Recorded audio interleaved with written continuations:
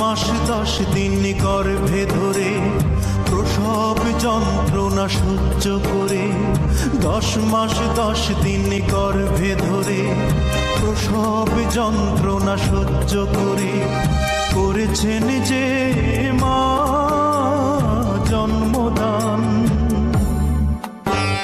ঘুম পাড়ানি গান শুনিয়ে বুকের রক্ত দুধ বানিয়ে, ঘুম পাড়ানি গান শুনিয়ে বুকের রক্ত দুধ বানিয়ে করিয়েছেন যে মা দুগ্ধ পান।